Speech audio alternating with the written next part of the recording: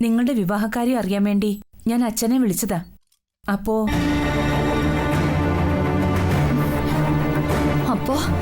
സത്യ ചാകാൻ പോകുന്ന വിവരം എല്ലാവരും അറിഞ്ഞു കഴിഞ്ഞു. നിന്നെ എത്ര നേരമായി ഫോൺ ചെയ്യുന്നു? നീ എന്താ ഫോൺ സ്വിച്ച് ഓഫ് ചെയ്ത് വെച്ചിരിക്കുന്നേ? അമ്മ എന്തിനാ ഇപ്പൊ ഇങ്ങോട്ട് വന്നത്? ഈ വിവരം അറിഞ്ഞിട്ട് വരാതിരിക്കുന്നത് എങ്ങനെയാ? അമ്മ BP ലോ ആണെന്ന് അറിയില്ലേ? എവിടെയെങ്കിലും തല ഇറങ്ങി വീണ ആരും ഉണ്ടാവില്ല നോക്കാൻ. ഞാൻ തന്നെ ഉള്ളൂ. ബെഡ് റെസ്റ്റ് വേണമെന്ന് ഡോക്ടർ പറഞ്ഞത് മറന്നുപോയോ? ഇപ്പൊ നിന്റെ അമ്മയുടെ കാര്യമല്ലല്ലോ പ്രധാനം. ICUവിൽ നിന്ന് മാറ്റിയല്ലേ? ഇല്ല, ഡോക്ടർ പറയാന്ന് പറഞ്ഞു. അപ്പോ ആ കുരുത്തം കെട്ട് വിളിച്ചാകില്ലെന്ന് ഉറപ്പായോ? ഇപ്പൊ അച്ഛൻ എങ്ങനെയുണ്ട് മോനെ? ഒന്നും പറയാറായിട്ടില്ലെന്നാ ഡോക്ടർ പറഞ്ഞത്. അച്ഛനോ?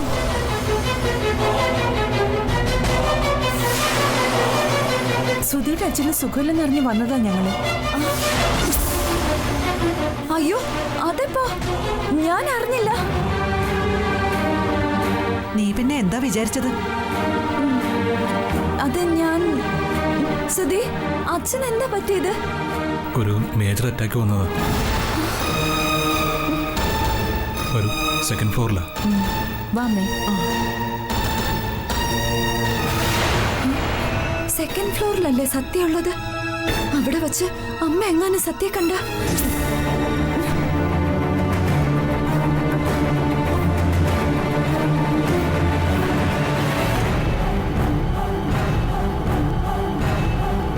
നമുക്ക് ലിഫ്റ്റ് വഴി പോവാം.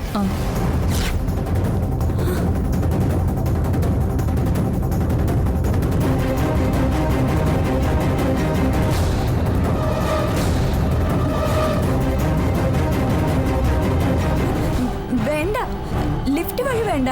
നമുക്ക് സ്റ്റെയർ വഴി പോവാം, അതാ നല്ലത്. എന്തിനാ വെറുതെ റിസ്ക് എടുക്കുന്നത്? അതെ, ലിഫ്റ്റിൽ പോകാം. വേണ്ട വേണ്ട, അച്ഛമ്മയ്ക്ക് ഇതൊന്നും പരിചയമില്ലാത്തതാ. സ്റ്റെപ്പ് കയറി പോകുന്നത് നല്ലത്. വാ അച്ഛമ്മ, വാ.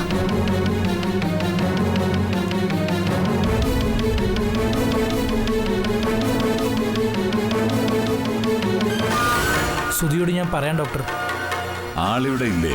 ഉണ്ട്, പുറത്തോട്ട് എവിടെയെങ്കിലും പോയതാണോന്ന് അറിയില്ല. സുധി, ഡോക്ടർ നിന്നെ അന്വേഷിക്കുകയായിരുന്നു. നിങ്ങളുടെ ഫ്രണ്ടിന് ഒരു ഇഞ്ചക്ഷൻ വേണമായിരുന്നു.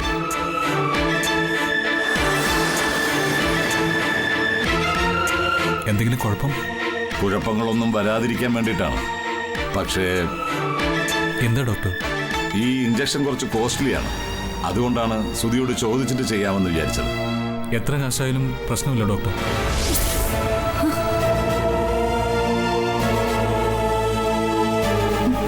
ഉള്ള കാശ് മുഴുവൻ ഇവൻ സത്യക്ക് വേണ്ടി തുലയ്ക്കുമെന്നാ തോന്നുന്നത്. ഇപ്പൊ തന്നെ ഈ ഹോസ്പിറ്റലിൽ വാങ്ങിക്കാനുള്ളത് ചെലവാക്കി കാണും. സുധി ഫ്രീ ആവുമ്പോൾ എൻ്റെ ക്യാബിൻ വരെ ഒന്ന് വരണം. Okay doctor. തൻ്റെ അച്ഛൻ എങ്ങനെയുണ്ട്? കുറേ ടെസ്റ്റുകളുടെ റിസൾട്ട് വരാനുണ്ട്. അത് വന്നാലേ എന്തെങ്കിലും പറയാൻ പറ്റുള്ളൂ എന്നാണ് ഡോക്ടർ പറഞ്ഞത്. ഓക്കെ, ശരി. ശരി ഡോക്ടർ. വരൂ, നമുക്ക് പോവാം. അല്ല, ആരുടെ കാര്യമാണ് ഡോക്ടർ പറഞ്ഞത്? അത് എൻ്റെ ഒരു ഫ്രണ്ട് ICUവിൽ കിടക്കുക. ഫ്രണ്ടോ? ഫ്രണ്ടല്ല, കാമുകി. നിങ്ങളുടെ ആ തലതെറിച്ച മോള് തല തകർന്ന ICUയിലുണ്ട്. ഒരു ആക്സിഡന്റ് പറ്റിയതാ. എന്നിട്ട്? വളരെ സീരിയസ് ആയിരുന്നു. ഇപ്പൊ എങ്ങനെയുണ്ട് മോനെ? ദൈവം സഹായിച്ച് ഇപ്പോൾ നോർമലായി വരുന്നു. മോൻ ധൈര്യമായിട്ടിരിക്കെ. നല്ല മനസ്സുള്ളവരെ ദൈവം അങ്ങനൊന്നും കൊണ്ടുപോവില്ല. അമ്മേ, നമുക്കൊന്ന് പോയി കണ്ടാലോ സുധിയുടെ ഫ്രണ്ടിനെ? ഏയ്, അതൊന്നും വേണ്ട.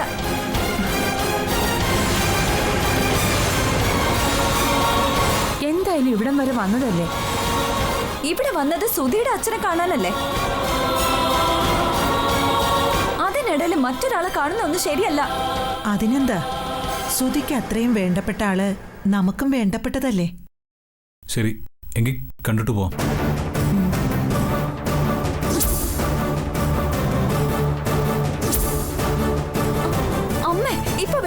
പറഞ്ഞില്ലേ, ആദ്യം സുധിയുടെ അച്ഛനെ കാണാം, അതിനുശേഷം മതി മറ്റല്ല. അച്ഛന്റെ കാര്യം ഓർത്തിട്ട് എനിക്കെന്തോ വല്ലാത്ത ടെൻഷൻ. ശരി, എന്നാ പിന്നെ വരാം മോനെ. അമ്മേ, അതിങ്ങിതാ. ആറ്റുകാൽ ക്ഷേത്രത്തിൽ നിന്ന് പ്രത്യേകം പൂജിച്ചു വാങ്ങിയ പ്രസാദ. ഇത് കൊണ്ടുപോയി ഫ്രണ്ടിനെ തൊടിയിക്കേ. എല്ലാം എളുപ്പം ഭേദമാകും. ദേവിയുടെ അനുഗ്രഹവും ഉണ്ടാവും.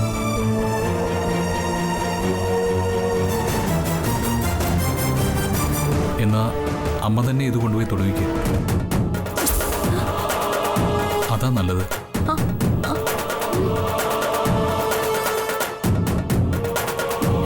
അതൊന്നും വേണ്ട. നിനക്കെന്താ പറ്റിയത് മോളെ? സുധിയുടെ ഫ്രണ്ടിനൊരു അപകടം പറ്റി കിടക്കുമ്പോ നമ്മളല്ലേ അവന്റെ കൂടെ നിൽക്കേണ്ടത്? ഐസിയുല് കയറിയ അമ്മയ്ക്ക് തല ഇറങ്ങിയാലോ? അല്ലെങ്കിൽ തന്നെ BP കുറഞ്ഞു നിൽക്കുക. എനിക്കിപ്പോ ഒരു കുഴപ്പവും ഇല്ല എന്നൊക്കെ ഇപ്പൊ പറയും. ആക്സിഡന്റ് പറ്റി തലയെല്ലാം പൊട്ടിക്കിടക്കുന്ന ആളെ കണ്ട ആർക്കായാലും തല കറങ്ങും. ഏയ്, ഇത് പേടിക്കാൻ മാത്രമൊന്നുമില്ല. ഇപ്പൊ കണ്ട കുഴപ്പമൊന്നുമില്ല. പക്ഷേ ഐസിയുല് കിടക്കുന്നവരെ പുറത്തുനിന്ന് വന്നവര് കാണാൻ പാടില്ലെന്നാ. കണ്ടാൽ എന്താ കുഴപ്പം? അവർക്ക് ഇൻഫെക്ഷൻ വരും. അതുകൊണ്ട് ഈ ഫ്രണ്ട് തന്നെ പ്രസാദം തൊടിച്ചാ മതി. സാരമില്ല, അമ്മ തൊടുവിച്ച അതൊരു അനുഗ്രഹമാവും. കാരണം എൻ്റെ ഫ്രണ്ടിൻ്റെ അമ്മ ഇതുവരെ കാണാൻ വന്നില്ല. അതെന്താ, അവര് വിവരം അറിഞ്ഞിട്ടില്ലേ? അറിയിച്ചിട്ടുണ്ട്, പക്ഷേ അവരും സുഖമില്ലാതെ കിടക്കുക.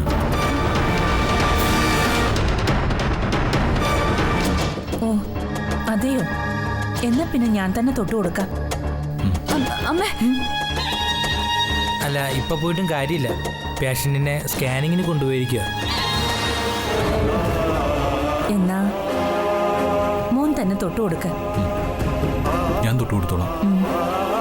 പറ്റിയ തിരിച്ചു വരുമ്പോ കണ്ടിട്ട് പോകാം. അത് മതി. തിരിച്ചു വരുമ്പോ എന്നല്ല, ഈ ജന്മം ഇനി നിങ്ങൾ ആരും അവളെ കാണില്ല. കാരണം ദൈവം ദിവ്യയുടെ കൂടെയാ.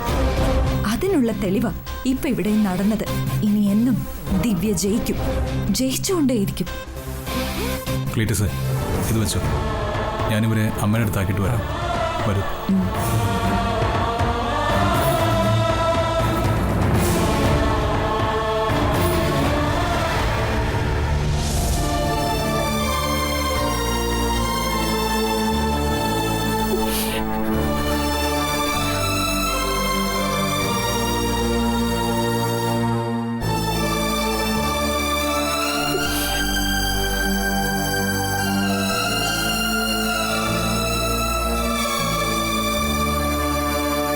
അച്ഛൻ എങ്ങനെയുണ്ടമ്മേ? കുഴപ്പമില്ലെന്ന് ഇവരൊക്കെ പറയുന്നു. എല്ലാം എന്നെ സമാധാനിപ്പിക്കാൻ വേണ്ടിയിട്ടാണെന്ന് എനിക്കറിയാം. കരയാതെ, അദ്ദേഹത്തിനൊന്നും വരില്ല. എല്ലാം വേഗം ശരിയാവും. അതെ, ആർക്കും ഒരു ദ്രോഹം ചെയ്യാത്ത ആളല്ലേ. എല്ലാം ദൈവം കാണുന്നുണ്ട്. ദൈവം എല്ലാം കാണുന്നുണ്ട്. പക്ഷെ ഇവിടെയുള്ള പലരും പലതും കാണുന്നില്ല.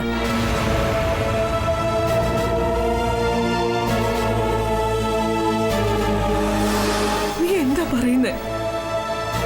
അച്ഛനെ നോക്കാൻ പുതിയ മരുമോള് വന്നില്ലേ? ഇനി എന്റെ ഒന്നും ആവശ്യം ഇവിടെ ഇല്ലല്ലോ എന്ന് പറയായിരുന്നു ഞാൻ.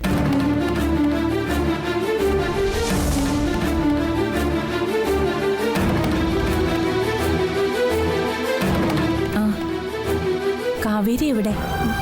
അവള് സതീഷിന് ഫോൺ ചെയ്യാനോ മറ്റോ പോയിരിക്കേ. ഇവരെ ക്ഷണിച്ചു വരത്തില്ലേ എന്ന് കാവേരി ചേച്ചിയോട് പറഞ്ഞതാ ഞാൻ. കേട്ടില്ല.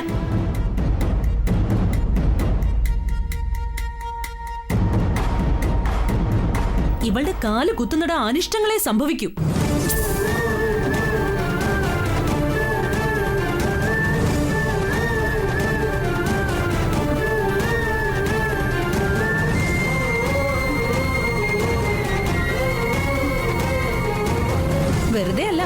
അച്ഛൻ ഇപ്പൊ ഈ അവസ്ഥയിലായത്. ചേച്ചി, നീ മിണ്ടരുത്.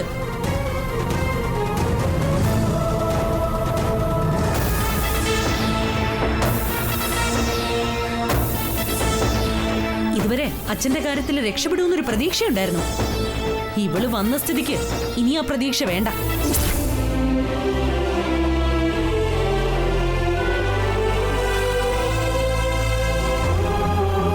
അയ്യോ മോളെ, അങ്ങനെയൊന്നും പറയല്ലേ. പറയുന്നതാ കുഴപ്പം. സുധി എന്നിവളെ കാണാൻ തുടങ്ങിയോ അന്ന് തുടങ്ങിയതാ ഞങ്ങളുടെ കുടുംബത്തിലെ അനർത്ഥങ്ങള്.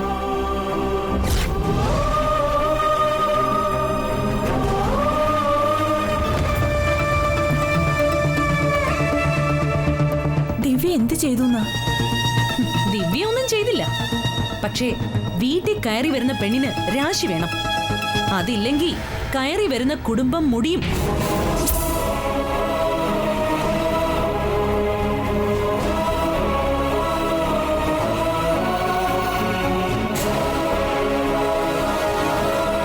ഇവളെ പെണ്ണ് കാണാൻ വേണ്ടി വീട്ടിൽ ചെന്നപ്പോഴുള്ള അവസ്ഥ ഓർമ്മയില്ലേ? ആ വീട്ടിൽ അപ്പ പോയ കറണ്ട.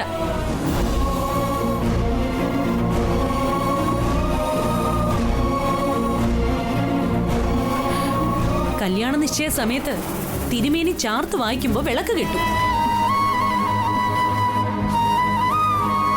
ഇപ്പൊ ഇതാ ഞങ്ങളുടെ അച്ഛൻ അത്യാസന്ന നിലയിൽ കിടക്കുന്നു. ചേച്ചി, വെറുതെ ഓരോന്ന് പറഞ്ഞുണ്ടാക്കല്ലേ. ഓ, നിനക്ക് നിന്റെ പെണ്ണ് വലുതായിരിക്കും, പക്ഷെ എനിക്ക് വലുത് നീയും എന്റെ അച്ഛനുമാ. നിങ്ങളുടെ രണ്ടുപേരുടെയും ജീവൻ രക്ഷപ്പെടണമെങ്കിൽ ഇതുപോലുള്ള ലക്ഷണം കേട്ടവരെ ഒഴിവാക്കുന്നതാ നല്ലത്.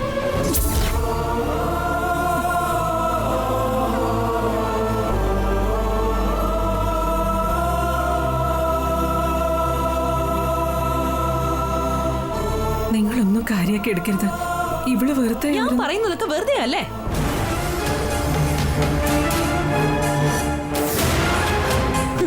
എന്നെ ആ വീട്ടിൽ നിന്ന് കെട്ടിച്ചയച്ചതാണല്ലോ. അപ്പൊ എന്റെ വാക്കിന് അത്രയൊക്കെ വില കാണുള്ളൂ. ഞാൻ എന്തു പറഞ്ഞാലും ആരും മുഖവിലേക്ക് എടുക്കില്ല. എന്ത് പറഞ്ഞാലും മിണ്ടാതെ ഒരു ഭാഗത്തിരുന്നോളാം സുജിത, അല്ലേ?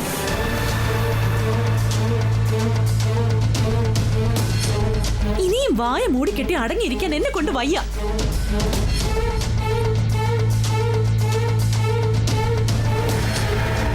എന്റെ അച്ഛനെ ഇനിയും എനിക്ക് വേണം. ജീവനോടെ ഞങ്ങളുടെ കൂടെ ഞങ്ങളുടെ അച്ഛൻ ഉണ്ടാവണം. സുജിതൻ, നീ ഒന്നും മിണ്ടാതിരിക്കേ.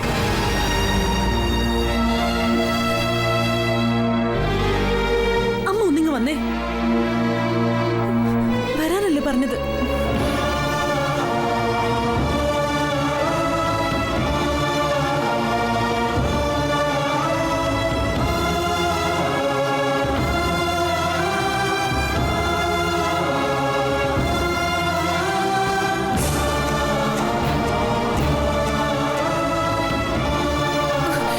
എന്താ സുജിത നിനക്ക്? നീ പറഞ്ഞത് വളരെ മോശമായി പോയി. എന്നായാലും നമ്മുടെ വീട്ടിൽ വന്ന് കയറേണ്ടവളാ ദിവ്യ. അങ്ങനെ അവളെ പിടിച്ച് അവിടെ കുടിയിരുത്തുന്നത് നല്ലതുപോലെ ആലോചിച്ചതിന് ശേഷം മതി. അമ്മയ്ക്കറിയോ, കുറച്ചു മുമ്പ് ഞാൻ ഡോക്ടറെ കണ്ട അച്ഛന്റെ കാര്യം അന്വേഷിച്ചതാ. അപ്പൊ കുഴപ്പമൊന്നുമില്ല, എല്ലാം നോർമൽ ആണെന്ന് പറഞ്ഞു. അവൾ ആശുപത്രി വരാന്തയിലെ കാല് കുത്തി കാണും. അപ്പോഴാ ഡോക്ടർ വന്ന് പറയുന്നത് അച്ഛന്റെ കണ്ടീഷൻ പിന്നെയും വഷളായിരുന്നു.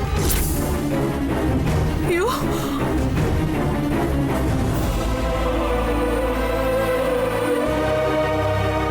നീ എന്താ പറയുന്നേ? ഒച്ച വെച്ചിട്ട് കാര്യമൊന്നുമില്ലമ്മേ. ഈ കരച്ചില് ജീവിതകാലം മുഴുവൻ തുടരേണ്ടി വരും. ദിവ്യയെ മരുമകളായി വീട്ടിലേക്ക് കൊണ്ടുവന്ന അച്ഛന്റെ അവസ്ഥ പിന്നെ മോശമായോ? എങ്ങനെ മോശമാവാതിരിക്കും? ഐശ്വര്യദേവതയല്ലേ കയറി വന്നിരിക്കുന്നേ.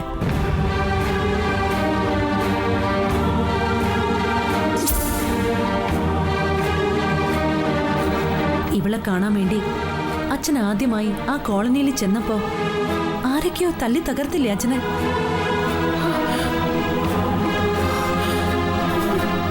അന്ന് ആ സത്യം ഉള്ളതുകൊണ്ട് ജീവനോടെ അച്ഛൻ തിരിച്ചു വന്നു. ആ നന്ദിയാ അച്ഛന് ഇപ്പോഴും ആ സത്യയോടുള്ളത്. ഇത്രയും കാലം എത്ര സന്തോഷത്തോടെ അമ്മേ നമ്മുടെ കുടുംബം കഴിഞ്ഞു പോന്നത്. ദിവ്യയും സുധിയുമായുള്ള വിവാഹം നിശ്ചയിച്ചപ്പോ മുതൽ തുടങ്ങിയതല്ലേ കഷ്ടപ്പാടും ദുരിതങ്ങളും.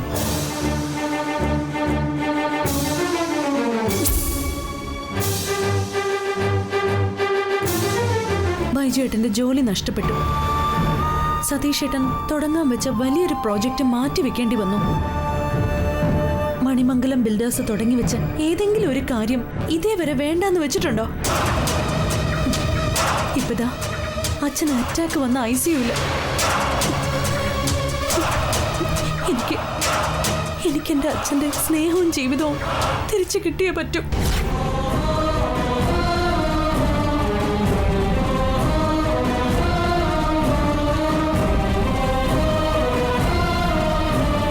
നിങ്ങൾക്ക് ആർക്കും വേണ്ടെങ്കിലും എനിക്ക് വേണം എന്റെ അച്ഛന്. അതുകൊണ്ടാ ദിവ്യ ഇവിടുന്ന് പറഞ്ഞേക്കണമെന്ന് ഞാൻ പറയുന്നത്.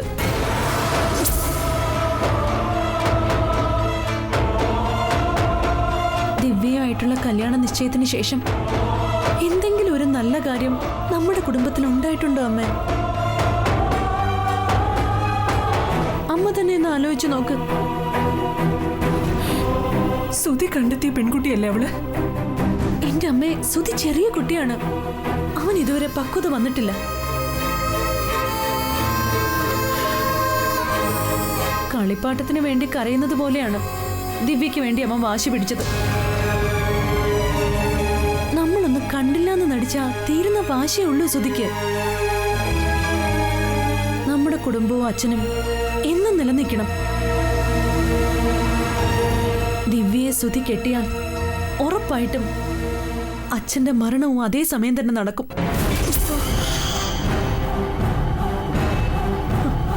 അതിലാർക്ക് സംശയം വേണ്ട.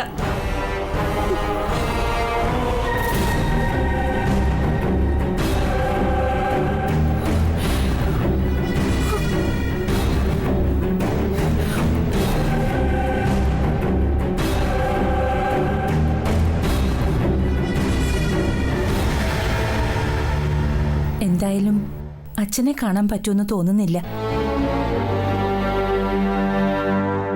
എന്നാ ഞങ്ങൾ ഇറങ്ങട്ടെ മോനെ. ആ പ്രസാദം ഫ്രണ്ടിനെ തൊടിയിക്കണം. അമ്മയുടെ പ്രാർത്ഥന കൂടെ ഉണ്ടാവും.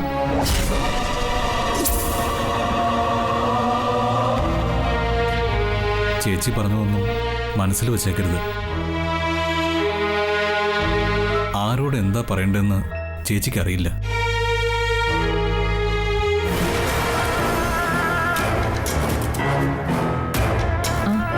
സുജിത വന്നല്ലോ.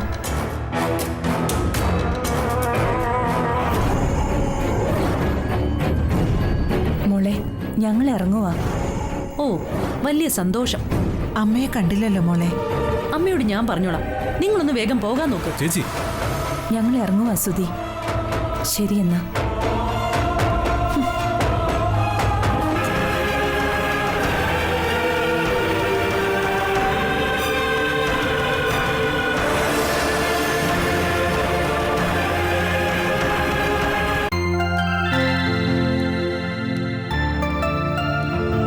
മോൻ പൊയ്ക്കോ, ഞങ്ങൾ പൊയ്ക്കോളാം. ശരി. വാ അമ്മേ.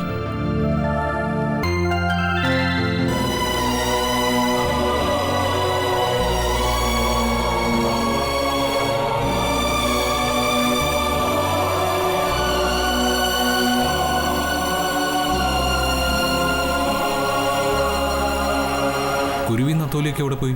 സത്യ സ്കാനിങ്ങിന് കൊണ്ടുപോയിക്കോ. അവരും കൂടെ പോയി. വാ, നമുക്കങ്ങോട്ട് പോവാം. എന്തിന്?